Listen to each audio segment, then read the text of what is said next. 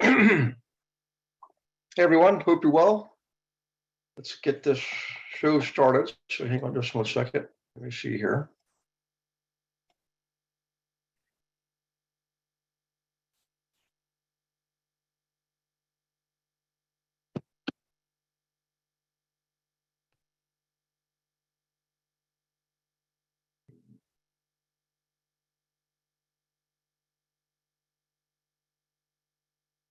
I hate it when this happens. Oh, there it goes. Okay, good.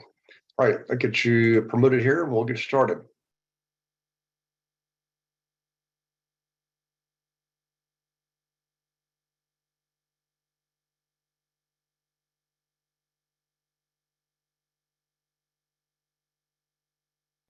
All right, we got some of the new folks on too. Looks like some guests also. So welcome aboard if you're a guest.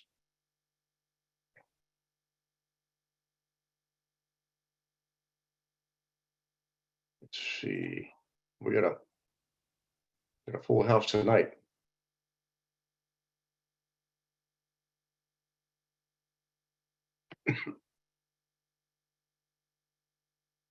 Almost done, guys. So just hang in there a second. If you do have questions, go ahead and type them in the chat box. If you could, that would be great. And as soon as I'm done all this, we can get to those. Okay. Hey, Gina, I'm going to go ahead and promote you, if you don't mind. Let me find your. There we are. Hey, coach. There you go. So if you wouldn't mind, Gina. Make me a panel or my co-host. Yep. Just did that. So yeah. Appreciate your help. Look at that. It's still sunny out there. It's almost dark here. So. Yeah. Only 4 o'clock here. It's awesome. Although the mornings start real early. Yeah, I bet. Like 5 a.m., right? Mm-hmm. That's okay. It'll make it tougher. Not that you want to be any tougher. Where are you at, Gina? Washington State with my kids. Ah. Yep. So Greg just took off today. He's in North Carolina right now. He's going up the northern route to be up here, and then we'll head home after that. Nice. The plant you were going to be there about a month, I think, right? Yeah. I came up here September 29th, and I don't think I'll be home. I think it'll be like 6 weeks. I don't think I'm going to be home till mid-November. Wow. I know. It's crazy. Boy, time flies. Uh-huh. Okay. Hey, guys. So what we're going to do tonight is I had a planned presentation. I'll still go through it. Is, how do you actually go through the process of working with buyers so that you actually, go out and spend your time wisely and make a sale versus turning into a chauffeur service. Who here has ever worked with a buyer? I mean, let me rephrase this. I worked in the beginning years with a lot of buyers, almost all buyers. Every now and then I'd get one, and usually it was a traditional owner occupant that would oh my gosh, I mean, months and months, 3, 4, 5 months looking at property after property and nothing. I mean, granted, we made offers and sometimes we got beat out and things like that, or inspections were bad. But I mean, for the most part, it was just a lack of clarity. Okay. In other words, what she wanted, she didn't want to pay for it. She wanted a $350,000 house. She wanted to buy something for like $250 and make it $350. And yet that's just not the way it was working in that market. So in any case, having all that set aside, raise your hand if you ever found yourself playing chauffeur for, yep. Very frustrating. You end up working for a minimum wage. So that's why I want to go over that presentation. It's from a friend of mine named Anna Jenkins, who, like Gina, used to be a KW team leader and was #1 in her market. And when she came to my market center to do the presentation, and I wasn't even in production. I was already running a big team and started to teach. I wanted her program. I was like, hey, this is so I've got it. And we're going to go over that now.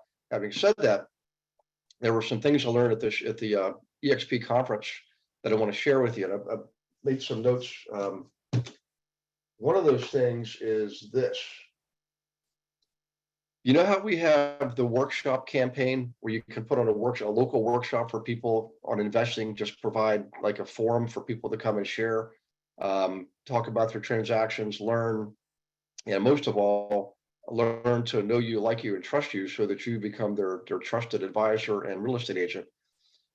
We still like that campaign. We tried it a couple of years ago, in the middle of, right, it was the fall of 2020, and tried all on Zoom. And we had some success from some agents, but for the most part, it just wasn't the same. So there's a spin on that. There's a twist on that. Okay. And that is you teaching a class at your local community college. All right. So if we have time, I want to get into that. If we don't have time, we'll hold that for another class. But it's a great technique. And before you think, oh boy, I can never teach at a community college, why would they have me or hire me because I'm not even a teacher? It happens all the time. Lots of business owners teach classes at community college. In fact, raise your hand or just type in a chat box I have. If you ever took a class at a community college that was taught by a local business owner. Yeah, accountant, attorney, those are the most common examples, right? It's a great way to drum up business. It's an excellent way to drum up business. And here's the cool part about it. Who goes out there and finds all the students for you? Just shout it out. The college does. They do. You don't spend a dime on marketing advertising. You get paid to teach people who become your clients, who pay you to help them find investor properties or buy and sell them. It's ingenious. And, if you've seen all the statistics, I mean, I'm not saying every one of them is going to buy a property, but in my experience, there's probably 1 out of 4 would buy a property. And of the ones that bought properties, those people would buy an average of 4 properties. Okay. So statistically, I'm way ahead of the game. And, it's just, it's a great way it also establishes yourself in a community. It's a great way to enhance your reputation. So in any case, let's get to the subject at hand for tonight first. And that is working with buyers. How do you do it? What do you do? And I have some attachments that I'm going to share with you. So let me go ahead and bring those up here. Let's see. We just got these earlier. It's been a long time since we've done this. So it couldn't be a better time. The market's changing, and I'm not saying it's going to be changing overnight, but it is absolutely starting to change. Everybody's preparing for it. Let's see, what is this back cover paragraph? I don't think I need that. All the folks that I engage with and network with who are successful, all of them are preparing for this. In other words, they're not waiting. They're not skating to where the puck was or is, or skating to where the puck is going. They're preparing for what's coming down the road in the coming months.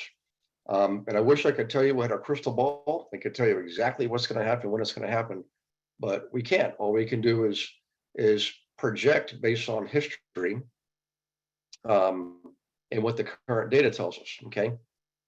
All right. So let me get everything up here. I'm going to share this with you. I'm just bringing up getting all the attachments. Okay, let's start with this one here. So let's do a share screen. Everybody ready? You guys ready? Okay. You think I'm crazy going over this now when it's still a seller's market? It's okay if you do. The key is to really be prepared. I've been saying this for several months. It's not the time to panic. It's time to prepare. Okay. So in any case, let's get a little preparation going here. All right. So this is from my friend Anna Jenkins, and some of you may have seen this because I think I did this a couple of years ago. I don't think we've gone over this since we started the team here at EXP. I could be wrong, but if you see any of this, it looks familiar, just give a hand raise. But in the meantime, I'm going to go ahead and cover this with you. So this is Anna's company. She has a brokerage company and a property management business that goes with that. So this is something that she sends to people, or she has at her disposal. Home buying specialist, we will help you. You always position yourself as an expert, right? And when you're in the business and you've paid all the money you've paid to be in the business and taken all the classes and gone through the gamut with a bunch of buyers, and you should consider yourself an expert. Okay. And the things you do for them help them find the home of their needs, right? Meets their needs. for the lowest price, least amount of hassle, and the seller pays for it at closing, right? Now, in the last couple of years, obviously the seller is not paying buyer's closing costs, but that's going to be starting to change here. So in any case, I don't want to go over this in a lot of detail. I just want to show it to you because I'm going to give it all to you. All right. I want to give you a summary view here and let you ask questions. I'd rather have this be an open dialogue than just a lecture. So in any case, I like this, the ABCs of real estate, what most realtors do, advertise a home. They beg you to come and talk with them and choose a bunch of homes they think you will like. And I know agents to do that. It's like they scramble. I mean, lately, I know it's probably been like that for a lot of us because there's not been a lot to choose from. Drive from house to house, showing dozens of homes, encourage you to make an offer for every house you see. And feel frustrated but the homes they selected are not to your liking. Then they get on the knees and pray that you actually buy something. So don't be that person. All right. There's a questionnaire I'm going to show you here. I'm going to actually show you the actual questions you ask people, the interview forms. And there's I don't think I have the engagement letter. I'll have to see if I have that. Some people call it contract to close. But in any case, 3 key benefits. You know exactly how much you can afford. And this is really important. You know, we do the same thing with our investors. We want to first find out, you know, if they have, what do they have in savings? They have an available line of credit, and they know what their credit score is. And you just ask those basic questions to get an idea if this person's even in the right ballpark for being able to do this. And obviously, you would send them to a lender to get them to do an official pre-approval. Okay, that sometimes can do a pre-qualification, but you usually do what's called a pre-approval. And typically, you're connected with some local lenders, anyways, and you can find them the best financing. There's some great companies out there in the country. We've had at least 2 lenders come to speak to our team on Monday Night Live classes. Jamila Tunu, she's now left she's out of brokers now. She's doing lending full time. She's a commercial lender. And then Daniel David, who's in EXP, was one of my first students, and he mentioned I think he taught our class one time back in the spring. So, in any case, all these things lead to a stronger offer, right? Step 2, we have what's called a unique buyer analysis, and that's one of the things we're going to go over tonight. Okay. And we only show you how that way. We only show them houses that match your criteria, and that's how you do it. You do a good interview, and it's not just asking what they want. You're actually picking their brain to find out what they have already had, to find out what they like best about what they've had and what they like least about what they've had. And it really helps for a great presentation and a great search. So in any case, we don't exclude any potential sellers, for sale by owner too. It's up to us to try to gain a commission out of that. If we can't get it from the seller, we get it from the buyer. All right.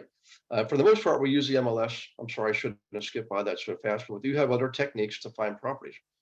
In any case, we kind of went over this a little bit ago, so I'm not going to cover that. The solution is our solution. We put you in control. All right. I'm going to go over this needs analysis in just a minute. But in any case, we enter this in the computer. This is all stuff you already know when you're doing a search. All right. So I don't need to go over all this with you. And I apologize for going fast, but I know when we get to the other material, it's going to take a little bit of time. So like we said, we only send homes to people that we know they're going to like based on the criteria they've given us and the answers they've given us to our questions. No pressure to buy. I mean, if you show somebody the right product, you don't have to sell the product. The product sells itself, right? You're in control, which means there's no more searching through the internet, newspaper, which is, people still do that, believe it or not. And everything nowadays is automated, and the way we do our business is more automated. There's no more wasted time, right? You only look at what you want to be looking at. Generally, this says 6 to 8 homes. Our target was always 6 homes, could be 5, could be 7, but we always would shoot for showing 6 properties to make an offer. Okay. So if you find yourself going out multiple times, showing 6 properties 10 different times, clearly something is wrong. And you might either drop back and punt and review your notes. Okay. You remember one of my famous sayings? It's sort of like this. right? Education plus information plus action equals results. So similar here, knowledge plus action equals power, right? Remember, this is what I'm showing you here. This is what you're showing to your prospective buyer, okay? When you find a property, then obviously you show them, you make the offer, present the offer, negotiate on their behalf. And what you get in return is loyalty and hopefully some referrals, okay? By the way, quiz question here. When is the best time to ask for a referral? So go ahead and type in the chat box or just unmute yourself and shout it out. When's the best time to ask for a referral? Now. First day. Absolutely. Yep. As soon as you get the relationship started, as soon as you show them your presentation and they agree to work with you and you start taking them out, that's when you ask for the referral, not after the closing table. After the closing table, they just want to go home and unload the truck and jump in the swimming pool, you know? So in any case, what to say and do when you come across homes on your own. So this is going to happen. I mean, it happens all the time, actually. It happened to me before too. You know, I'm showing properties to these folks from Washington State. They were flying east. And then one time they flew east and there was a major blizzard. I mean, we're talking like 3 feet of snow. And I had a 4-wheel drive truck. I couldn't even get out. It was ridiculous. I couldn't get out of the street. So they actually went on their own and found a property. Thankfully, I prepared them and they called me right away and said, we found one. It was actually new construction, and the new construction salesperson was trying to do what? What were they trying to do? Steal them, Absolutely. which is what I always did when I worked new construction. Yep. So you can't ever assume everything is okay. You have to prepare yourself, and you have to, you have them sign a buyer's agency agreement. So, any case, actually ended up being kind of comical because they didn't have the document with it. They forgot they signed it. And so this agent calls, she says, look, I'm willing to give you $500. And I'm like, no, you're going to give me about $10,000. And that's exactly what I got. So in any case, I'm going to have Beverly put this in tomorrow's email. Does this look like the kind of thing that would help you prepare for your buyers? Yep. Okay. So let's look at the next one. All right. Is that going to be editable? Yes, I think some of these are. Was that the Word document? Let me go back here real quick. That's editable. Let's see, we did this showing. Whoops, sorry, one more thing here. This is editable. Where's the one I just showed you? Right there. There you go. Yeah. So the PowerPoints and the presentations are both going to be editable. Okay, now, oops, you don't need that one. That's EXP University. So let me get out of that. I don't think I edited anything, so get out of that. Let's go ahead and do this now. We call this the 10 sheet. Some of you have seen this before. There's different variations of it. And I'm going to enable editing. I don't think I'll need to edit anything. But what I want you to do is pay attention to some of these questions. It's really neat because some people, if they're currently living in a home, 3-bedroom, 2-bathroom ranch, and they want to move into a bigger colonial home, 2-story, 4-bedroom, 2.5 bath with a family room and a finished basement, much bigger home. Okay, that's the dream, that's the vision. But what we have to find out a little more detail about what do they currently like or what they have. So that's one of the first questions. Actually, that's not the first question, excuse me. So for them to consider a new home a 10, what would they like to have? And that's where they'll tell you 4 bedrooms, 2.5 bathrooms, half-acre lot, swimming pool, 2-car garage, you name it. What is important to you about that, and this is where you're going to ask some probing questions, right? In other words, if they say they want an integral garage, ask them, what is it about an attached garage that they don't like? And what is it they like about an integral garage that's better for them than a attached garage? Things like that. So that you make sure if it's a strong enough, compelling reason or justification, don't send them houses with attached garages, even though they might say 2-car garage, and you show them integral and attached garages, you might be wasting your time. So get really specific on some of the key items, okay? And some of those key items are number of floors, the size of the yard. Some people just only want to be in a cul-de-sac. That's the way we were. We were not live on a street that was a pass-through street. We had to be in a cul-de-sac, and the 3 homes we had when I was raising my children, all 3 were in cul-de-sacs. We didn't budge on that. Okay. So when you take the time up front here, so here's the key thing. When you spend the time doing this type of work up front, what does it do for you later on? Builds credibility. Builds credibility, but what about efficiency? Yeah, it saves you Yeah, time because makes you're not everything telling easier. people what they want to see. Yeah, you're far more highly targeted and focused on specific properties that you know through this extensive interview process meets their needs. So in any case, and I witness this stuff happening all the time. I know what it's been like out there. Believe me, we're teaching all over the country. The market it was a tough market. You guys did well, by the way, through this. The market's it's shifting now. The last 2 years, you guys should give yourself a pat on the back because you did well relative to the agent population as a whole. Any case, next question. If we could add just one more thing to make it a 10 plus, what would it be? That is a really good question. Like maybe they want, a media room or a billiard room or a room that they can make a gym out of or something like that. It's not like, it's not a critical must-have kind of thing. But boy, if you could find it, you sure would be a hero, So I love these questions, particularly that one. All right. What is important to you about that? Again, it's another question. What is important to you about that? This is the second time we've asked that question. Okay. Can you describe what that looks like? Okay. So what we're doing here, if you think about the senses, smell, taste, hearing, seeing, and touching. All right. People will let you know a lot about themselves based on how they answer these questions. They'll say something like, well, I love the look of wood, or I love the feel of a plush carpet, things like that. When you appeal to someone's senses, you're getting closer to their subconscious and planting some pretty powerful seeds. Okay. Can I add into that also? Yeah, If absolutely. someone uses a lot of verbiage of seeing or hearing or touching or thinking, those 4 in specific, use those same type of phrases to close them. So you're going to know what it is when you see it, right? Is this the one? Are you ready to do the paperwork?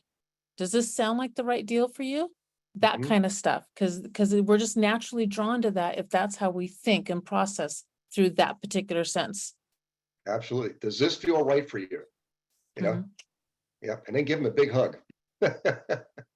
So in any case, okay. Can you describe what that looks like? Okay. Same kind of questions. What is the only thing or things that you just can't live without in your new home? Okay. Is there anything that is a deal breaker, something you can't live with in a new home? All right. So these are things really, really critical too. Any case, down here, home criteria, gets us all the practical stuff, number of bedrooms, bathrooms, garage, how many floors, that type of thing. So you're going to get this. Okay. Now let me see here. What is the next one? Can I stay on that one for a second also? Oh, absolutely. Yep. Let me go back Thanks. here real I quick. think my favorite question also on that is, why is that important to you? Why is that important to you? Why is that important to you? Because when you continue to drill down on that and really drill down on that, because I know that when I was new in real estate, I glossed through this stuff. And then later on, when the deal went a little haywire south or a little difficult, I had a really hard time holding people in. But once I started digging into what was really important to them, and I mean, really digging a lot up front, if the deal went a little south or got hairy or difficult or whatever it got, the inspection came a little haywire, we could go back to, hey, look, you said blah, blah, blah was important to you. So is this still important to you? And it made it smooth. Doing this up front smoothed out the whole transaction. Yeah, I agree. Yeah, these things, what's amazing is once you develop the habit of doing this, guys, it becomes natural. And what's interesting is you set yourself apart from the crowd. A lot of agents don't do this, and I mean, they all learn it. We all learn this. Everybody learns this, but it's the execution that really is where the success is at. The execution is where you win the game. It was interesting. You keep all these, you keep them on file, you know. In fact, you know, I had an entire, you know, cabinets. It was like a probably 6 cabinets wide of all the stuff in there from all my clients. I don't have it anymore, but it's not in production. But you just never know. Somebody could come back, they get transferred, and you pull out those old forms, and they come in very, very handy. Or you can come back if they call you 6 months later, you know, with an issue or something, you can pull those out, just like Gina said. And there's 2 questions that I'm not seeing in here, unless I accidentally passed them by, but I don't think I saw them. And that is, what is that you like most about your current home? And if you think about it, when you're asking that question, you're typically in their home, and they'll walk you through the home and say, you know, this is we really want to have another one of these types of, you know, center islands in the kitchen, or we really want to have the you know, the 2-story or foyer with the balcony up above, things like that. And you can see it, you can see what they like, and they're going to point to it and show it to you and everything. You know, so when you're looking at the other houses, you have a visual recollection of what they really liked, and you can zone in and really hone in on their those specific items. The other question is what is it you like least about this house? So you know those are things to avoid. And for some reason, I don't know if I've got an older version here or a different version, but those 2 questions are in here. So we can add those questions in, and I think we should. Okay, you guys like those 2 questions though? What do you like best about your current home? Yeah. So, and sometimes people will give you 3 things, but for the most part, a lot of people, you know, a lot of people will tell me though, it usually had to do with like the yard or where they were. And one of the most common answers was, I wish my neighbors could go to my new neighborhood with me. So anybody ever heard that before? I wish we could keep our neighbors. So interesting. Although maybe once or twice people might have said, the worst thing is yeah, I want to get the heck out of here. I don't like these people. That's I never me. heard that one. There you go. Yeah. Okay, let's see here. I'm pretty sure there was 4 things I brought up. Could be 3. Let's see. Showing the home. This is important. This is really important because it's not just the buyers that we have to keep focused. Who else do we have to keep focused when we're going through properties? Yeah, us. Boy, it is easy to go down rabbit holes. Now I know you guys are thinking, gee, Gary, you never go down a rabbit hole. How did you ever go down a rabbit hole? Well, thank you for thinking that. Because Rob's looking like, what are you talking about? So in any case, it's really important. Realtors tend to be chatty. So the key is if you've got a schedule to keep, I mean, there's some practical reasons for this. One of them is you do have a schedule to keep. You've got to show the properties. The other thing too is your time is valuable. Your time is money, and so is your client's time. And also the third person is the owners of the homes you're showing. Really, really try to keep on schedule and be respectful, because those people sometimes get frustrated, and you might have to go back again to show the house a second time, and you may have to go back a third time to have them measure for curtains and stuff like that. So you want to make sure right off the bat you treat the owners respectfully, and that includes number 1, being on time. So when you go through the properties, you know, it's not an exact science, but you want to keep asking questions and listen to their answers and take notes. Now, what I do with my investor clients, I want to have them fill out the forms, inspection forms, everything. You buy, you know, house, you know, property information forms. I would have them do that, but not with the owner occupants. Owner occupants, a lot more hand holding, a lot more, you know, providing a lot of guidance. Okay. So the key here is just you lead the conversation by asking questions, okay, to keep them focused on the property. And you go into a bathroom, and it has you know, it's an odd setup. Maybe the toilet is on the other end of a bathtub, and the sink's on the opposite end, or something like that. Something that's a little bit odd. You want to make sure that you ask them these things. Hey, you think this is okay with you? On a scale of 1 to 10, is this 1 absolutely no way I couldn't deal with this, or 10 hey, this is wonderful. This is no problem. I love the bathroom the way it is. Things like that keep them focused on the property. It also gives you more information. And by the way, you get through the rooms typically more quickly this way too. So in any case, that's all in here. It's not, there's not a lot of details here. It's just a little bit of psychology. Ask questions and listen, ask questions and listen, ask questions and listen, right? So in any case, let me check and see if there was one more thing here. Let's see, we just did that. We did that. All right, let me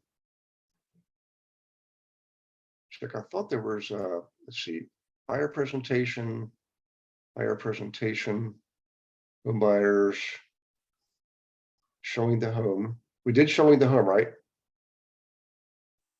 Let me double check here real quick. Yeah, we just did that one. Yep. All right, so we did that. Let me get out of here. We did the buyer 10 sheet. So the buyer 10 sheet, buyer presentation. We did the 10s. We did that. Yep, that's it. Okay. Now, the good news is we've only chewed up a half hour of our time. So if you guys would like, let me go back to the presentation here and there we go. Before we go into teaching our class at a community college, I really want to give you that. I want to make sure we're okay on the buyer's presentation. Let's see, Targan, Gary got my book the other day. Fabulous job, guys. Oh, thank you, Targan. So guys, Targan, she's talking about the 8th book, the book we just finished and published that 8 of our team members wrote chapters in. So thank you, Targan, for doing that. Michelle Hayward. Hey, Michelle, go ahead and unmute yourself. Okay. There you go. How are you? I'm doing good. How you doing? Thank you Fantastic. so much for sharing the information. Where would I be able to find that form and presentation that you were just showing? Yep, we're going to give it to you. So I'm going to send Beverly an email when we're done. It's going to have those attachments in there. So in tomorrow's email that goes out after class, it'll have those attachments in there. Thank you so much. You're very welcome. And if I can find anything else, I mean, there's lots of material out there, guys. I mean, there's, all of the coaching gurus have them, Brian Buffini, Tom Ferry, Craig Proctor, all the brokerages have them. You can find them in EXP, University Library. You can find them in KW, and we actually all have them. This one in particular, I just really liked because it was so direct and focused. And when we used it, it really worked well, So when I had my own brokerage and we were doing quite well. And then I did a merger all those years ago with KW. And this was when I met Ann and I brought her in to teach at my market center. I wasn't the OP, I was just part owner. And it was an absolute, I mean, I was blown away. I mean, and partly it's because the way she did it, she had done it so many times.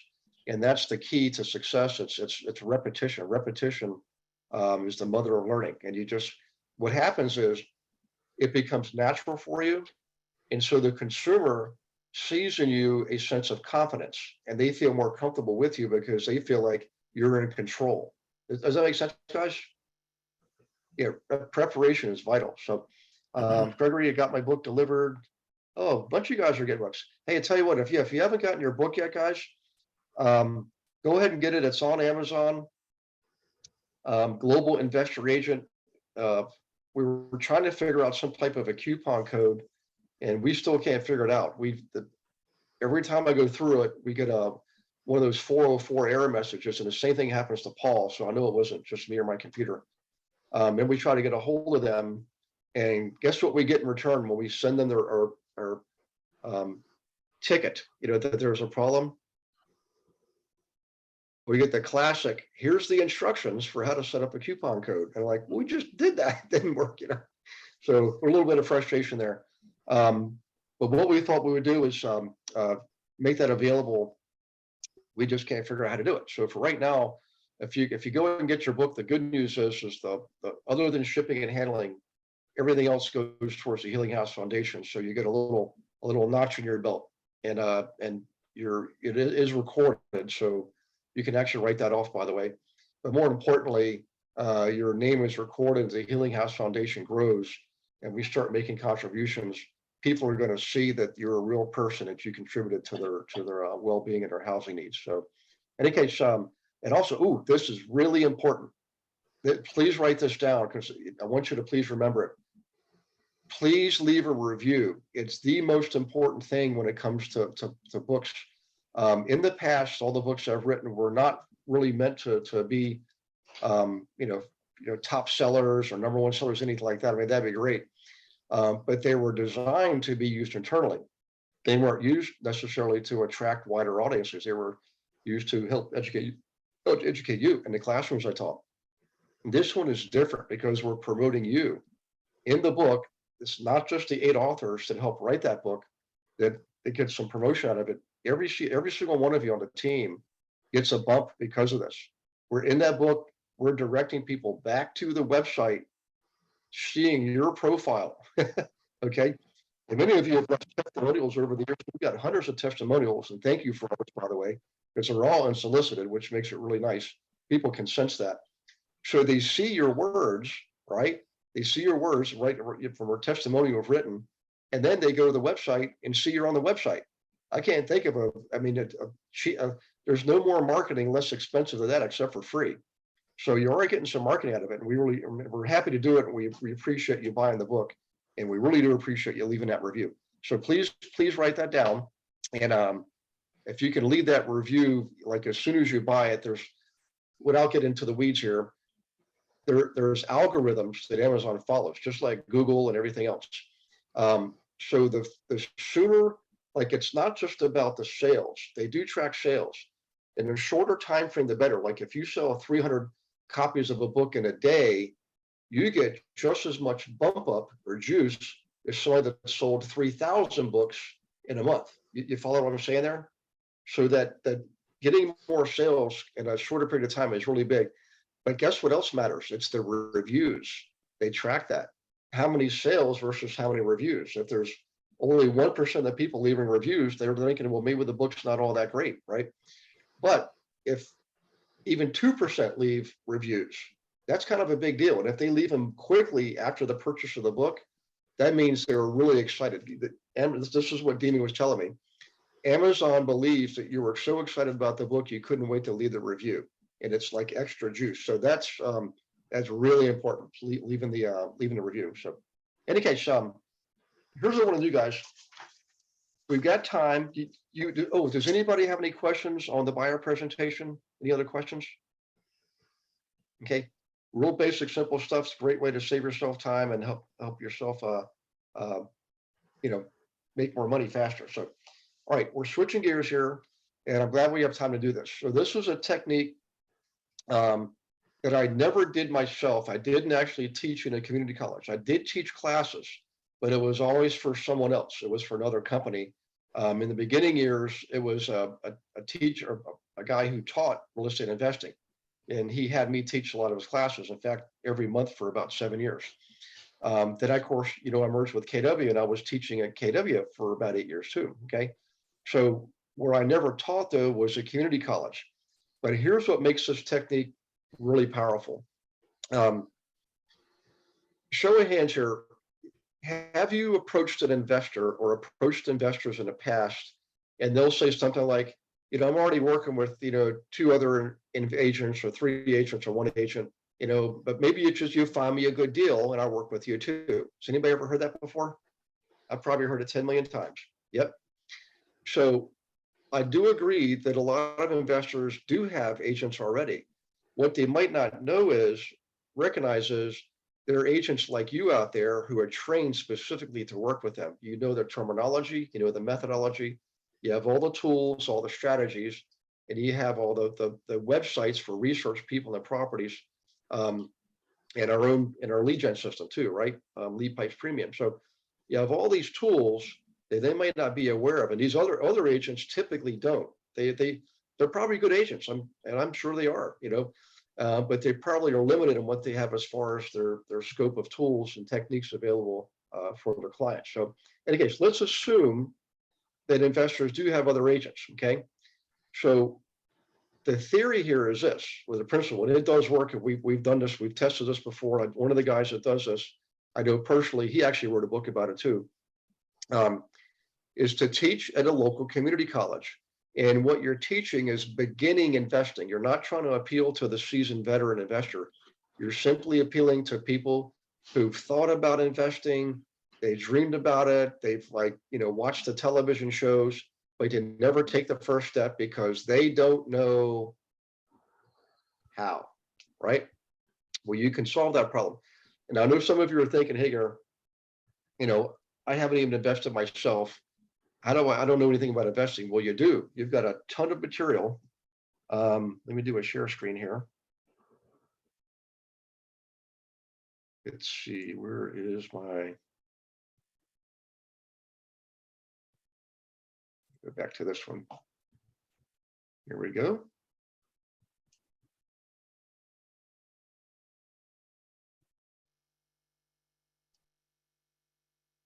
Right, you start off by going to the members area. Okay, now the training programs, everything is copyright protected, but there's a different agreement on these programs here with the company My Investment Services, what we're able to do and not do. Everything in here is available to you to be used to share. Okay. In here, you can't actually take one of these programs like flipping, for example. You're not allowed to take this and go teach it yourself. Okay. Not directly anyways. We can do it through the Global Investor Group Network. We can do it if we work collaboratively on this, we can do it. In other words, you can set up a classroom on Zoom and I'll teach the class. And we could even do it where you're in a physical classroom with people showing up on a widescreen and I'm going through the narration and you're taking all the questions. All that kind of stuff is legal. But what you can do in here is all of these attachments, the bonus material, you can use all that. So what's interesting, if you look in here, let's see if this one has some of the forms. It's another video. So all these videos are short little 3-minute, 5-minute videos are available to you to use. Okay, trying to find our the flipping analysis form here. Maybe it's in this one. Nope, maybe it's in this one. But in any case, any form that's attached, you're allowed to use. Now, I think we put all those forms in the resource area just to be safe. Let's see, these are all documents here you can use. I'm sorry, no, these are videos too. Let me go back to number 3. I'm stubborn, so I want to find the analysis forms. And I'm not sure. Oops, that might have been one. Calculating MAO. Okay, in any case, what I'm getting at is this. The information that's in here, okay, that's not part of the core content, like this where it says module 2, that's what you can't just go and give somebody, okay? Let me go to the rental program. This will be easier one to demonstrate. Ultimately, what I'm driving at here is you can use some of the material in these programs, okay? Without having to use the actual program itself. Here we go. All of these, right? Well, it says where it says module 5, everything below that, you're able to use, okay? Because this was put in after the fact and it's not under the same contract. So in any case, you got all this material that you can use and you get all the material in the member resources area, right? Like under tools, okay? All of these are able to be edited by you so you can put your name and your number and your email on those. Calculators, information forms, analysis forms, all of these websites, right? If you click on any one of these, here, click on the one for rentals, there's websites in here that can be used when you're helping your clients buy rentals, okay? Well, guess what? We don't own these. I mean, sometimes most of these are free. Some of them we paid for, but most are free. You can use those. All right. Also, remember, you can use the books. Now, guess what? Guess what material is in these books? Guess where the material in these books came from? the training programs. So we created our own little loophole. So while you can't use the material in the training programs, you could use the material in the books, right? To create a class. So in any case, I want to go back to the dashboard. I really want to point something out important here. This resource area, the one that says GIA resources, that you definitely do not want to share publicly. This is our own internal stuff. This is specifically for people on the team. This is our coaching information and our scripts, really highly sensitive stuff, our secret sauce, if you will. So you have to be on the team to get this information here. The 90-day fast start wouldn't even be relevant. That's just for us anyway. So in any case, what I'm going to do is I'm going to give you some key pointers to write down here, okay? So start with the premise that you're going to work with new investors, okay? You're literally going to create investors by teaching them. That's what you're going to be doing. You do have to create a course syllabus, okay? And apply to teach at your local community college. Now, you might be thinking, why would a community college have me teach? And it's because, like I said earlier, they need teachers. And they don't care if you have teacher's credentials. You don't have to have a teaching degree. You just have to have real world experience, and you do because you're a real estate agent, okay?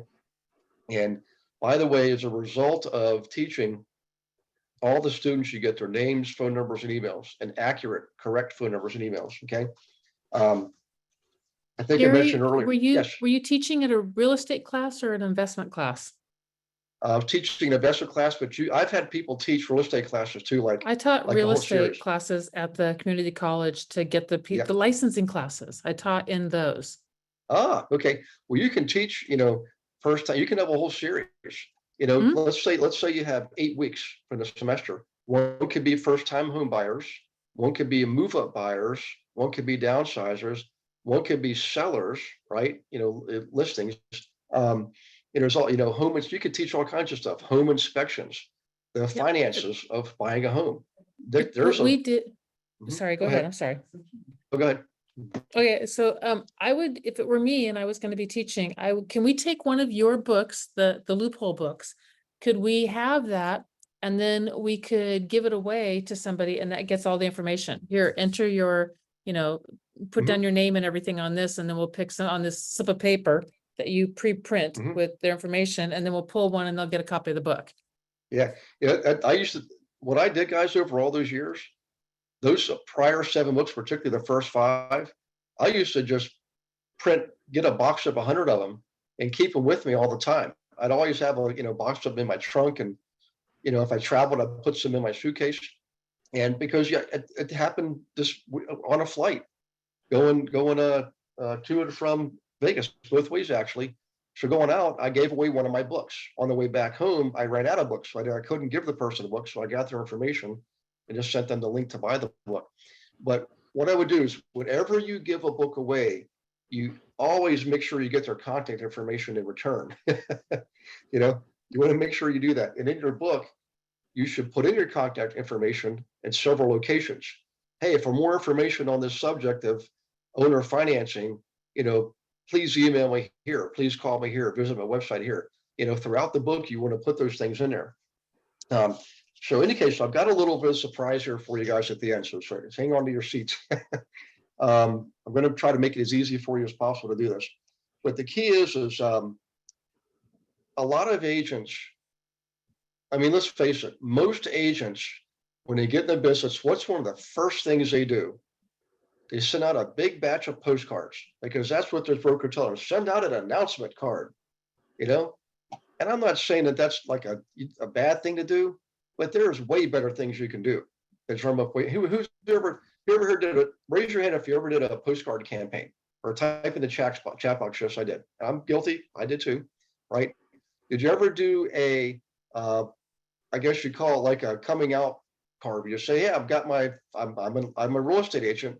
I'm your friend, neighbor, relative, et cetera, et cetera. Here's your information. I actually never did that one, but I know agents that did, because your broker's telling you to do that. So while most agents are doing that, that's called broadcast marketing. You're casting a wide net and hoping to catch a few fish.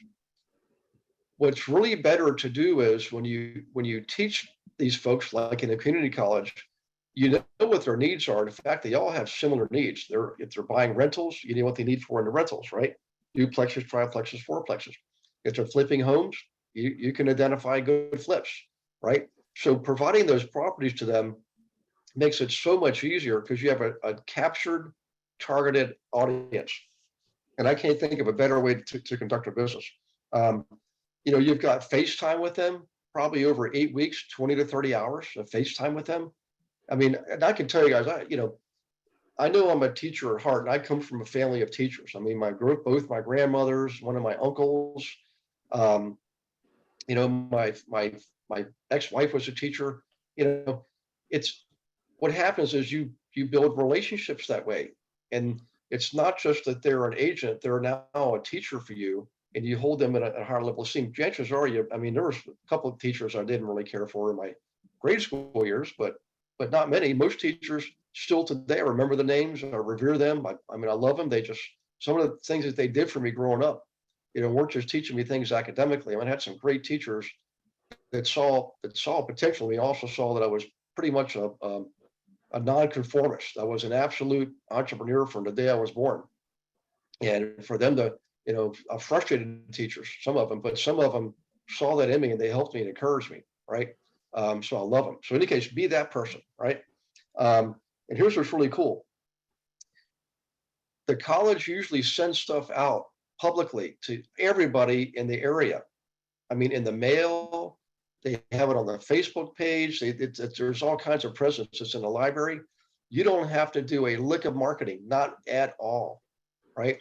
And you actually get paid to teach the class. Generally speaking, they'll split the cost with you. Okay, let's say the course costs $25, something like that, something cheap, and you know 40 people take it. That is $1,000. So you get paid $500 to teach a class over 8 weeks. That's a little bit better than $100 an hour, probably, or maybe a little bit less. Excuse me. That's not the point. The point is you get the people in there, you get the contacts, and statistically, 1 out of 4 will end up being clients, actual buying clients of yours. Okay, and of those, they'll average 4 properties, and those are statistics you can count on. So they do the marketing. You don't spend a dime on it. Everything's done via email, and then as a follow-up, you have their email because you're going to be sending them assignments. So throughout the course, you might send them an example of a duplex and say, for your homework assignment, do the analysis on this duplex. Okay. And I've quite frankly, I've never seen any other form of advertising that costs nothing, pays you, and you attract good, qualified, repeat clients. That's the other thing I like about the investors. It's repeat business.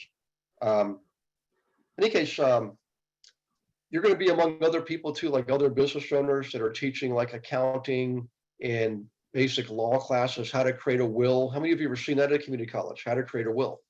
It's usually taught by an attorney. So you're going to be one of those guys. Now, here's what I thought we could do. Let me stop the share here for a second, so I can see your faces and see your responses. We just completed a 6-month book project where we wrote the book. It's my 8th book, and for 8 other folks on the team, most cases their first book. We will be doing a book in the future, but what I thought was maybe, I don't know if we can squeeze in enough time to do this by the winter semester, whatever semester starts after the holidays in your area, community college. And I know I'm going to take some gruff for this because we're already busy enough. But would you guys like it if we did this as a project together? Would you guys like it if we did this a project together? We go through, I'll guide you through the process of creating a syllabus, creating the material, and see. So Kay says yes. Yeah. PF says yes. Yeah. Gil's smiling. Yeah. So just be prepared. But yes. And you okay? Hey, by the way, guess who just had a birthday, guys? Look at that beautiful smiling face. Oh no, turn your camera back on, Benetta. Can we get a happy? Go ahead and unmute yourself, guys. Everybody unmute yourself. I'm sorry, my camera's acting funny. Well, that's okay. We're gonna sing for Happy you, darling, okay? birthday. Happy birthday to you. Happy birthday to you. Happy Happy birthday, dear Vanessa. Happy birthday. Happy birthday birthday to to you. you. And Thank many you more. all. And many more. Thank you all. Woohoo. It's been a very Very welcome. special year. I've had more acknowledgement this year than I think I've ever had. I had like 100 messages on Facebook. I got Wow. flowers. I got taken out to dinner. I got gifts. I mean, I don't know. The stars were aligned this year for me. My Good. grandmother, my 101-year-old grandmother, remembered to call me Wow. yesterday. She's like, "You're the day late," but you know, hey, she remembered. Okay. Yeah. My That's beautiful. 89-year-old uncle called me. I was like, oh my gosh, I don't know. Something was in the Yeah. water this year, because I really got some acknowledgement. And this is just more of a, so I really appreciate it. Thank you all for all the support and just being on the team. It means a lot to me. So thank you all. I appreciate it very much. Well, you're very welcome. And I appreciate you saying that too, because you're loved more than you can know, you know? Yeah, I think so. I'm quite surprised. I'm really telling you. I got my flowers while I'm still here.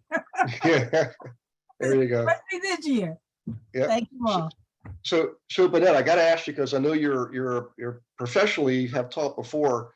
Have you ever known anybody to do this, like another realtor, teach at a local community college or any That's business so- center? This is so funny, Gary, that you should say this, because I have a friend, she teaches at a community college, and she invited me this year to do just that. So as of January, I'm planning on teaching a class at a community college for home Awesome. buyers. I also teach once a month online. I do the 7 Mhm. mistakes that most first-time home buyers make. I do a webinar. It's a Zoom webinar. And then she said, yeah, you should come and teach at the community college. So this is just like, you know, it's being reinforced. So I plan on this January to start exactly doing this. Yeah. She What's says it's amazing being is, reinforced, but do you know what she Yeah. calls herself? What Bonetta's like sort of tagline is? Bonetta, superstar. No. there's that one too, but what's your tagline, sweetie? So my Facebook brand is the teacher agent, the teacher dash. Oh, And then my I like it. tagline is learn today, ... by tomorrow. So that's my brand, the teacher agent. That is so awesome. You know, I tell you what, there's a famous saying, and I wish I knew who said it. Probably, goes back several decades, but people don't want to be sold, they want to be served. And if you can take on the role persona of a teacher and serve people that way, it's one of the oldest classic relationships in the human race, the history of the human experience, teacher student. To me, people are going to feel comfortable with you when you're taking the time to instruct them first, right? So they know you're helping them make informed decisions instead of just guessing. And nothing's more stressful than someone guessing on a property and they're looking at, putting up a couple $100,000. It's a lot less stressful, a lot more fulfilling when they're making an informed decision. They feel confident in that decision, and you help them get that way. So, in any case, if you guys have questions, feel free. I'm just going through my notes here to see if there's anything else that I thought would be these are all things that we put in. Okay, there's the syllabus. All right. So let's do this, guys. I don't know exactly how to pull this off yet because we actually just started promoting the book. And the book group, the authors of the book and I are meeting this Thursday. Book group's meeting Thursday at 7 Eastern to go over the promoting the book. On the team meeting on Wednesday, I'm going to go over that with everybody because we created internally some material that you can use easily, you members of the team, to help spread the word about the book. It's easy. You don't have to create anything. We literally just did it for you. And you'll be able to put some of it on your Facebook page and some of it in your email signature box and things like that. And all we ask is just do those few simple things and to help spread the word. And we're getting a lot of notoriety. I mean, you guys are. In fact, at the EXPCon last week, they gave me the award because I'm the team leader, but we achieved what's called triple diamond And I was asking Gina this morning there where she found the definitions of what the different ranks were, and double diamond was the highest one. I'd never heard of it before. I was getting registered, and of course, I'm an icon along with Shastine and Andrea and Susan Murray, and I expected that, but I was not expecting to get this triple diamond award. So whatever it is, everybody who saw it said that is, how did you do that? And I said, well, I got a pretty damn good team. That's how I did it. So you guys put the points on the board, and whatever it is, it's a lot. I have to find out exactly what the requirements are, but in any case, there's people now reaching out to us weekly wanting to know what we're doing and how we're doing it. Sometimes they just want to join the team. And of course, I'm happy to do that. But you guys can definitely take advantage of this to help just put one person underneath you in your downline. And even if they don't join the team, at least you planted that seed. It may take you 3 years, it may take you 5 years, I don't know, but that seed will bear fruit. And throughout this market shift, I'm telling you, other companies are going to shrink. Okay. It's just a mathematical certainty. But it doesn't have to be you. Okay. In the last recession, the brokers that I own, called Win Realty Advisors, actually grew sixfold. It literally doubled 3 years in a row, starting with January 2008, in the worst part of the recession. And it's because of one thing, because we worked with investors and we were getting 4 transactions per investor. That's why, so this couldn't be a better time to do this. I mean, I wish I could tell you, when I planned this book, I knew what was going to happen. I was guessing. Remember in January, I was telling everybody, I think this was the year. And it was correct on a few things, but the book wasn't designed for that. The book was thought of last year, right? And I thought it's time to write another book. And I didn't have even the idea to include you guys in the book until literally this past April when we started. That wasn't the idea came to me. It came to me while I was teaching the class one night. And 8 of you volunteered, and here we are. I forget how many we sold so far, but we've already outsold the prior 7 books that I've written. Now, granted, we weren't trying to actually necessarily sell those, but we did sell an awful lot. So you guys are part of that. In any case, we have to spend time on that. So the challenge is how do we do this class thing? But I think this class idea is a really good idea. I think Bonetto's a genius for doing this, and I want some of you to do this. It's not for everybody, I get it. But if you think you're remotely interested, we'll set up maybe we'll talk about it this Wednesday night. In fact, why don't we talk about it this Wednesday night in our team call? Because we need to plan for it. We've got essentially a little bit better than 2 months to go. You know what? We might be too late for us. Hey, Bonetto, when did you get registered with the community college? Do you remember when you have to submit a syllabus and things like that, right? So I filled in an application, and I'm trying to think what else did I do to try to tell them, what I'm interested in presenting. And so, I did that a few months ago. Yeah. Too late for the fall, because Right. Paul had the fall season out. That's semester had already started, but definitely for January. So yeah. Well, I'll tell you what, regardless of the timing, guys, let's go ahead and plan on doing it. The more I think about it, the more it makes sense.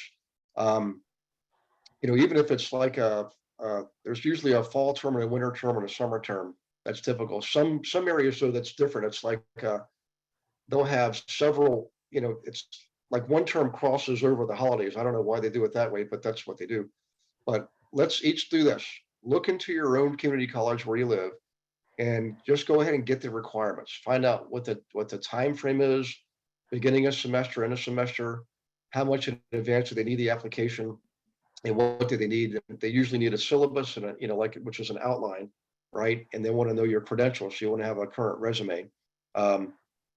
So let's do those 2 things if you could, and I'll put some thought into it between now and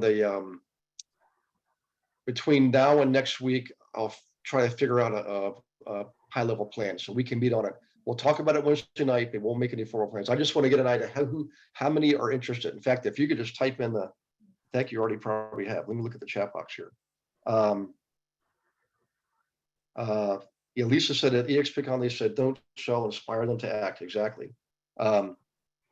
Any case, Happy birthday. Lots of happy birthdays, Vanetta. So Kendra, Cindy, Lisa, Rob, Case, yeah, you guys, all of you guys are, I would love to hear how Gary frustrated his teachers. Oh boy. I tell you what, if I can find some of my old material, guys, I'll scan it in sometime and I'll share it with you. But I used to write songs in class. I mean, I would literally, they would go over whatever was math, English, whatever. I just couldn't, it was just too slow for me, was what it was. So what was frustrating was, I wasn't there doodling or being mischievous. I was actually writing songs, and they were frustrated because, like, darn it, he's not doing the classwork, but darn it, he's writing a song. How can we punish him for writing a song? In any case, that was usually what it was all about. I wasn't like a big troublemaker. That didn't happen till my senior year, and I realized I was 18. I'd completed everything I had to complete to graduate. I was basically a free person, and those are the days I actually went to school. So I volunteered in the office a lot because I had to do something, and I was already done with classes. That made it frustrated them. In any case, Rob Lane ordered 2 books and have them, planning on gift one. Thanks, Rob. Right. Kendra said she want to teach. Right. That's enough people. I think if we had, I would do it for even for one person, but I would think in this group, there probably should be 8 to 12 of you who would want to do this. And again, don't think about whether or not you've invested before or you have all the experience. We're going to give you the material, and it's one of the best ways to learn is to teach it. Absolutely, hands down. Amen. Amen, Gary. Yep. That's true. No better way. Yep. In fact, if you think about a lot of teachers you had in college, right? A lot of them never practiced what they were teaching. They never even taught the subject before. They're student teachers. They're graduate students. They are learning how to teach. And in high school, I had people teaching subjects that they were saying they were learning it. They told us, where I'm learning this as I'm teaching it. They were new teachers.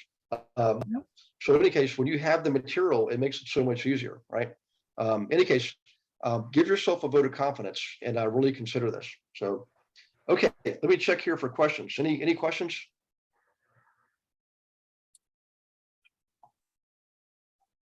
Comments, suggestions? Any more birthdays? I have one comment. So I Okay. share a birthday with Glenn. So Glenn Sanford and I share the same birthday. Oh, no kidding. How about that? Yep. I'm not surprised. What's funny, guys? How ironic. Sometimes God works in mysterious ways. I happened to call on Bonetta because I knew she was a former teacher, and sure enough, she's teaching community college this coming winter semester. Yep. How ironic is that? Let's see. My daughter's birthday is on the 15th too. That was Oh, wow. Saturday. Yeah. Saturday. Yeah. Wow, that's great. Yeah. You should have brought her to Vegas, Kathy. Oh, you're muted. She had to take care of the dogs. Oh, gotcha. How old is she? I know Lisa Belcher's daughter just turned 21, so that was like a no-brainer there, Yeah, well, you know how it is. I think that once it's more than 21, it stays at 21. She'll kill me if I say so. Oh, okay. Don't you? I got to live with her. Yeah. She's probably listening to everything you say too, Probably. Just kidding. Okay, let me check for questions here. What is the big takeaway from EXPCon? So guys, what I want to do is to send a text to everybody on our team that was at EXP. There was, I think, 6 of us there. We're going to have a little session where we share our notes and come up with our 3 big, what are we going to implement things. And for me, one of them we're going to go over on Wednesday, actually. Let's see here. Yep. Explain, see, EXPCon notes, page 5. A few things to go over. So I'm going to go over those on Wednesday in the team meeting. But for me, probably the biggest thing is this. Years ago, I would go to conferences and I'd walk away all excited, motivated, excited, inspired, got my goals, got my plans. And then by the time the next conference would roll around, I've been beat up pretty good. The world will just kind of wear you down. If you push yourself hard enough, the world's going to give you some resistance. And I was always one that really pushed hard. So I would think, gee, do I have to go to this conference? Can I take the time to do it? It costs more money, et cetera, et cetera, et cetera. What I started doing was writing down how I felt leaving the conference, like on the flight home. I take my notes so I compile them, I organize them, and structure them and all that. And one of the things I write is, go ahead and register for next event. So I went ahead and register for Shareholder Summit and EXPCon both for next year, because I know how they make me feel and I know how valuable they are. You learn an awful lot. And it's not just the sessions, the classes you go to that you learn from. It's all these little tidbits and little nuances you pick up in elevator conversations, conversations at dinner, conversations at receptions, just standing in the hallway between sessions, conversations. You know, you strike up a conversation and somebody will say sometimes the one thing that helps you bridge a gap that you've been trying to figure out for the last year or solve a problem. It's just amazing how that happens. And typically I'll walk away with 25 things I've learned. 12 of them I'd like to implement. I'll prioritize into the top 3 and kick them off. In most cases, I'll get all 3 done in the next year. I learned to not try to do all 12. I'll keep track of everything, right? But for me, what I learned, Gil, is to participate, to engage. This is what we're doing here as an example of that, on obviously a much smaller scale. But this engagement, right? The interaction that we're having here, and you guys, I mean, like tonight, did this classroom idea, is this a pretty good golden nugget for you? You know? There's the buyer presentation information, the fact that you're going to get that. See, that's what I mean. Now imagine that times, 8 hours a day for 3 days, that's part of it. The networking is the other big part. Boy, I can't begin to tell you, in the old days, I was staunchly independent, and I still am by nature. I just charge forward. I move forward, whether I'm by myself or with other people, and I march at my own pace. And I know lose people along the way. I just move fast, right? When I learned to slow myself down and get to know other people and network, it changed everything. And as a result, I've been able to meet some amazing people. For example, the guy that did our keynote speech at EXPCon, his name's Nick, and I can't even pronounce his last name. It's about 17 syllables of Greek. But I actually met him and sat beside him 4 years ago at a GoBundance. This was a mastermind group I was in, a GoBundance event.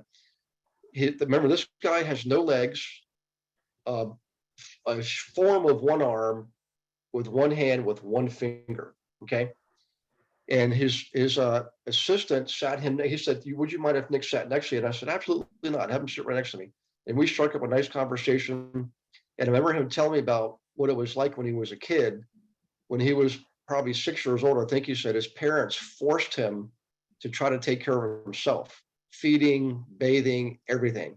As they said, you need to learn now, because there's not a lot of apparatuses that medical science can create to help you. You can't replace legs that were not already there. I mean, there was absolutely nothing. I mean, there's nothing to work with.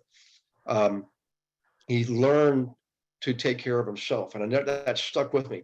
He only wanted one thing at that event. He wanted to speak for 60 seconds. So the organizers gave him 60 seconds. Yes, Santo Nastasso. Thank you, PF. He got his 60 seconds. Now, at the time, I was doing these 3-day events, and I'll never do those again. By the way, they will absolutely wear you out. But I thought maybe I'll have this guy Nick come speak for me. So I'll see what he do. At that point, if I had a guest speaker, I'd pay him like $1,200 or something. Well, his assistant, the guy who was helping him, was pretty smart, and he said, "No, we want 5,000." Well, me being foolish, Mr. Frugal, said, "Well, I think I'm going to pass on that one." I wanted to see him get more experience, because he did a great job, but he wasn't polished, and he was very, very a little bit nervous. You could see him sweating up there. And I thought, I can't have that in front of people. So in any case, here he is now, 4 years later, speaking at a major international event. And I'm sure he's making a lot more than $5,000, He has spoken for, oh my God, I'm blanking out. Tony Robbins. He's done Tony Robbins events. Yeah, he does a bunch times. of Tony stuff. That's the connection, because Tony's son Jarek runs Success. Gary, do you know how old he was 4 years ago when you said he was a nervous kid? I don't know. I don't know if I ever got his age. Probably 21, something like that. Yeah, 21, 22 years old. Was He was a he? kid. Yeah, just Yep. a kid. Yep. Well, I tell you what, guys, he blew everybody away. I mean, this dude, he was as good as I've seen anybody in all the years I've been watching speakers. I mean, he was funny, he was poised, he engaged the crowd, he was interactive. He had a great message, it was educational. It covered all the bases, all the green check marks. It was just amazing, and we got to see him simply because we attended the event.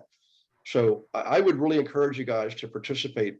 If you can find it in you, the time, the energy, and the money, it is well worth it. The next one's shareholder summit in May in Orlando again, and then the EXPCon will be back in Vegas again, Mandalay Bay, earlier next October.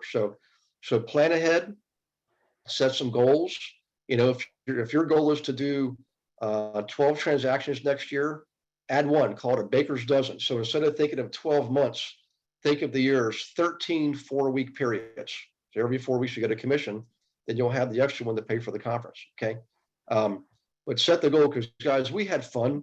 I mean, we went out to dinner Wednesday night to an Irish pub. Because I was the leader, I got to pick. So I picked an Irish pub that had real Irish food, real Irish ale, and a real Irish band. And we stayed around, talked for a couple hours after dinner.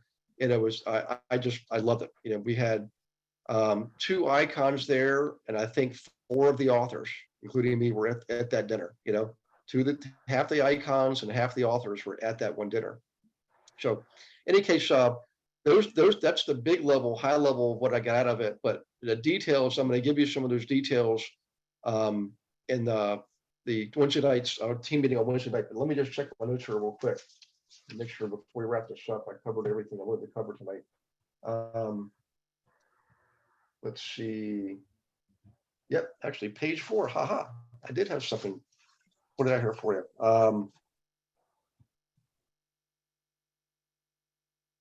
Okay, let me see this real quick. While you're doing that, I just yep. looked, you can actually register right now for shareholders in May. It's the 18th through the 20th in Orlando at the Yep. Rosin Creek again. Yep, that was a great resort, by the way. So, Mhm. and it's in Orlando, I know, I'll be there. Yep, and if you're really sharp, there are some Floridians on the team. Gina's one, I'm one, Cindy Lucart's one. There's this, let's see, Betty, All the Targan, pointy ones. Alyssa, yep, Randy, Tony. Good God, there's 19, it's 17 or 19 of us. Yeah, that's a lot. Because when So- the hurricane was going on, a bunch of them offered to go help people, which is, y'all are cool. Mhm. I Yep. was in Washington State because I got out the day before, but Yeah. everybody else Well, is willing to help. Well, I gotta tell you guys, Andre LaFountain, he's up above us in our organization. He's been our biggest cheerleader, amazing supporter for the last 2 years plus. He had just moved to Florida, Port Charlotte, and his house got hit and it was unlivable. We couldn't live in it. Just got all the stuff in and everything. So Gary, yes, ma'am. I called him the Friday before Ian showed up and I asked him, was he prepared for the hurricane? He says, no, I know nothing about it. The only thing I could give him at that point, because I didn't know what to say, because I've been through hurricanes and I didn't want to overwhelm him. I told him to go to Publix, pick up one of the hurricane brochures and do what you need to do for his family. And if you watch his Facebook page, he was prepared as could be for the wind component. You can't prepare for the roof leak. And that's what happened to him, was the roof leak and the rental property. And it broke my heart that I can't find clients rentals, much less him. And it's impossible here to find rentals for people. I couldn't help people that I went to school with their flooded homes because the mold and my COVID lungs just couldn't do it. But I got the opportunity to serve in, an older lady was in a assisted living in Fort Myers that got evacuated to Naples. And there was a Facebook group that I was part of in Pensacola. This lady was wondering if anybody knew about Tuscany Home in Naples. She and I were able to connect. I was able to take my phone. I'm gonna cry. and let these two connect by phone because the facility that they transferred her to didn't even have a phone. I only lost internet, Gary. I don't know what God is doing with me, but I was able to be present for that family to have that connection for them. Yeah. Well, God bless you for doing that. I know those people appreciate it. And I tell you what, Andre was thoroughly blown away by us. I mean, the support. I mean, we were all calling him, texting him, emailing him. I was putting him in touch with like Betty, Anna Jenkins, who I knew have properties or help or lease landlords lease their properties. He did finally found one, but he said, really, of all the people, our group was large and in charge. You know, so you guys, I mean, and thank you for Gina for setting up that text group. You know, that was a big thing, and it turns out that storm ended up being a biggie. I mean, I know people personally in Fort Myers who live on the second floor. Their downstairs was a garage and a studio. The bottom of their floor joist is exactly 15 feet above sea level, and the water was up to that level, 15 feet, because of the surge coming in. The way the hurricanes spins, it sucked water out of Tampa Bay and Lemon Bay for I stay, but on the bottom side, it pushed it in. The way the winds are going, 15 feet, guys. That thing was 1 mile an hour away from being a Category 5. Essentially, it was. I'm sorry. Oh, go ahead, Gina. Also, just to let you all know, because we're a big team, we're in 26 states, and we have like areas where we have a bunch of agents. If there's something big like that, we want to get that phone tree, that group chat text thing, to be able to check in so that y'all can go like, oh, I need help, or no, I'm good. And the cool thing was we haven't had that happen with our team where we've had, you know, a big weather event like this. And it really did, because here I am in Washington State. All I can do is like text people. I mean, there's, you know, on call. I mean, there's not a lot I can do up here, but it really did bring tears to my eyes to have so many people say, I've got a truck, I can help here, I can help there. It was really, really, really cool. So just expect it if something happens in your area, tornado, hurricane, we don't know, fire, flood, whatever. And you can text back, I'm okay, please do, so that we know you're okay. Yeah, thank you. So now, here's what I was going to tell you earlier on. So in Florida, guess what Disney World does for all Florida residents? Gives us a break. Yes. That's what I was going to say, reduced commission. Yeah, you know, yeah, that's right.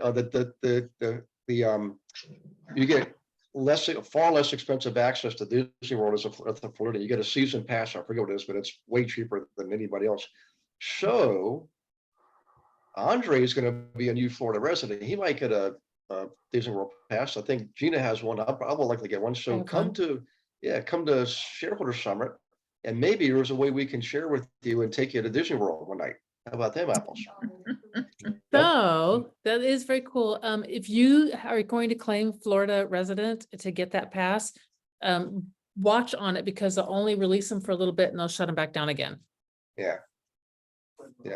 And I know because last year I wanted to buy one for my husband for his birthday, and they shut them down the day before. Like, I think it was the day of his birthday or the day before. And I'm literally in a panic going, no, I don't know how this works. And they were like, nope, not getting one. So I think we had Universal or SeaWorld or something passes is what he got instead. Universal will let you close down the park and make it just for your group too. That's what we did last year as shareholders. We closed down the park and it was just us. It was way cool. Yeah. I got coaster buddies that time. Yeah.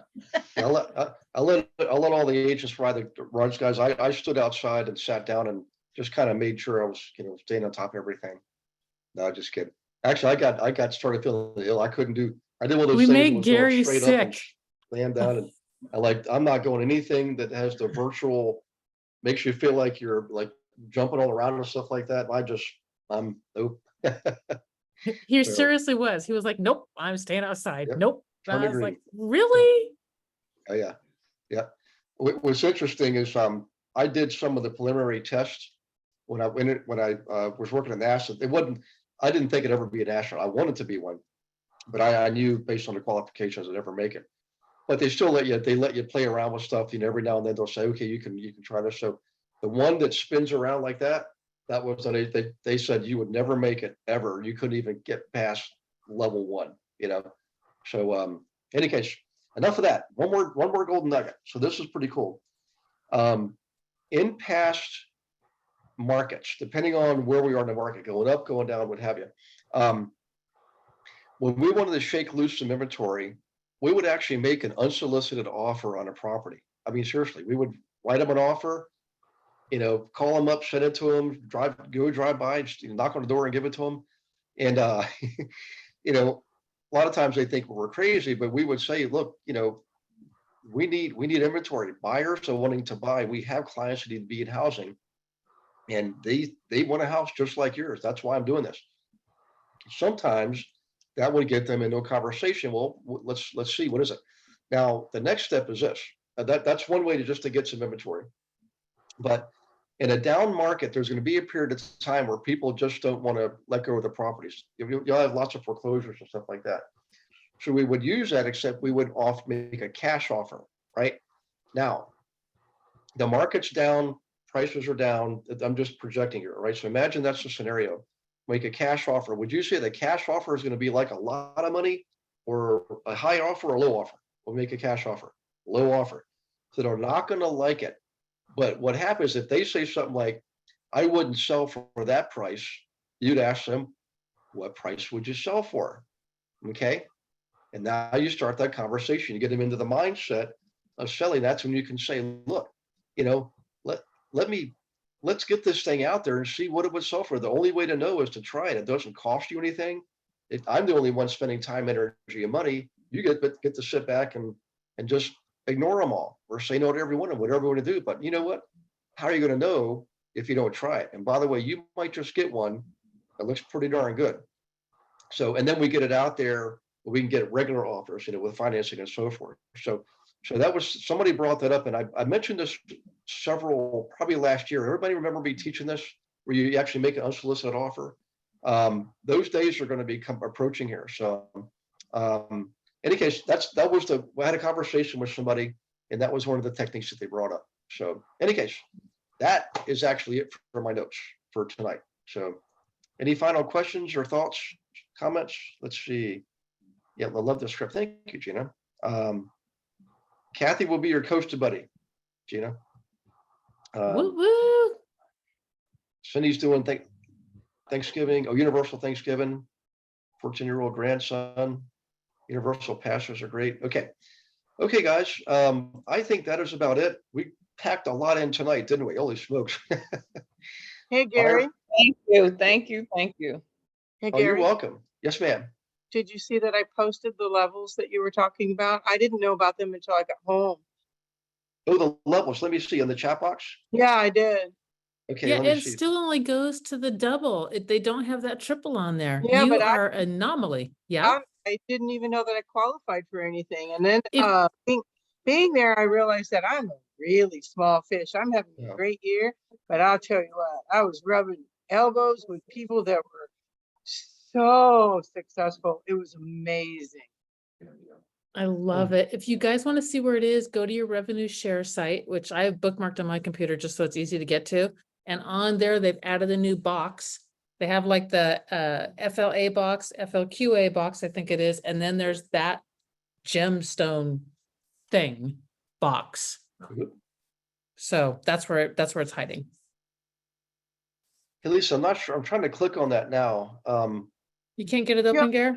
Do you want me to text it to you? Because I saved it when I saw it in Here we go. Workplace, because I had never seen it before. And then I got home and somebody posted it going, oh my God, did anybody else know this? No, I had no idea.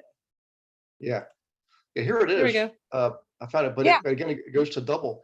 So literally, I wish I had it with me. I'd show you. It literally has triple diamond. When I first signed in, they say, "Hey, congratulations! You're not many people get triple diamond." And I said, "Please forgive me, but what is it?" Yeah, well, there were a lot of people that said that they would have gone to the awards banquet if they had known they were going to get something, you know, be recognized for something. Yeah, I didn't go. I mean, I didn't either.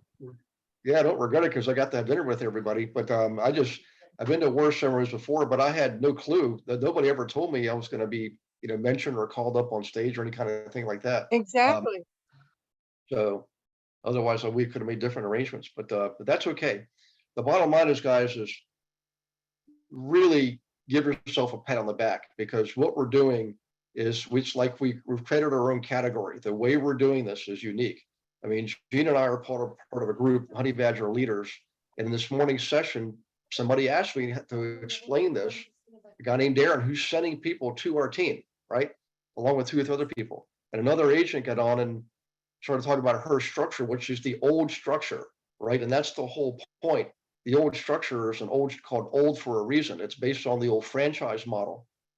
And the way the world is going, this not a new trend. This has been happening now for over 20 years. It's becoming more global in how we conduct our business, particularly with investors. They're not just investing.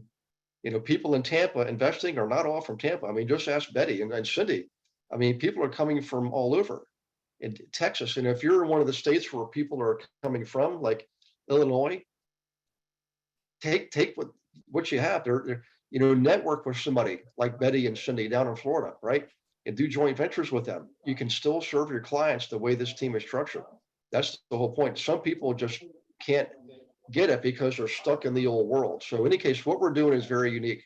And it's working so well that EXP is sending people to us to learn how to do this. So you guys are the ones making it work. And that's the whole point of this last part of this discussion. So thank you. Gary, one thing that I did notice that's different than any other team that I have ever seen is that normally when there is a team, the team leader takes all of that volume. So we have certain people here in our area. They're always the top 5 because they have all the volume over there.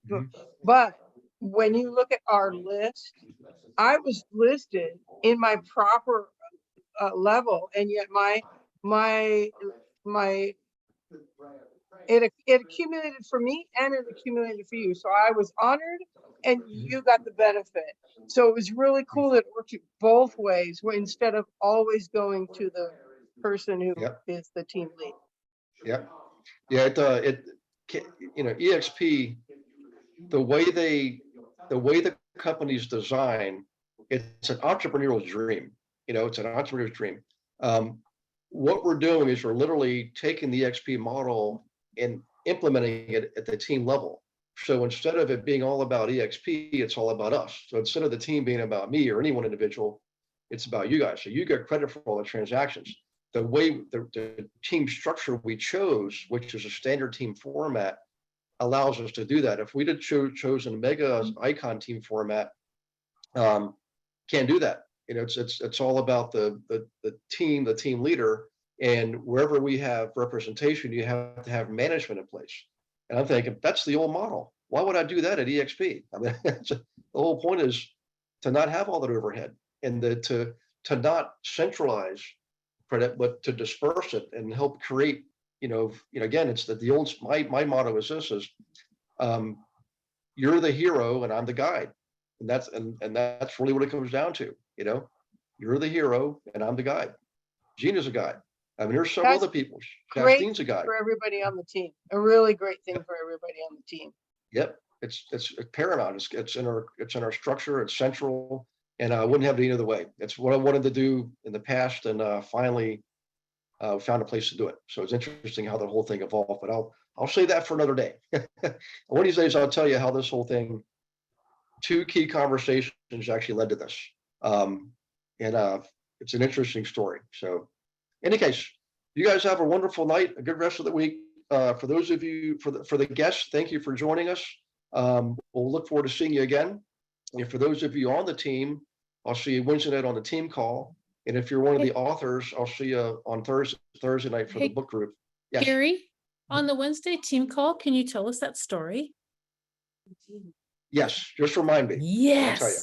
Yeah. Okay, you all heard it. Yep. Okay. So, okay, guys. Well, God bless you and your families. Take care of yourselves. Wednesday night team call for the authors of the book. That's Thursday night. Everybody, please look out for information from Beverly. If you could implement that for promoting the book, we really help. We appreciate you doing your part to help further the cause. Okay. All right. Take care, everyone. Good night. Thank you, Gary. You got it, Gary. Thank you. Welcome. Bye-bye, everyone. Bye-bye.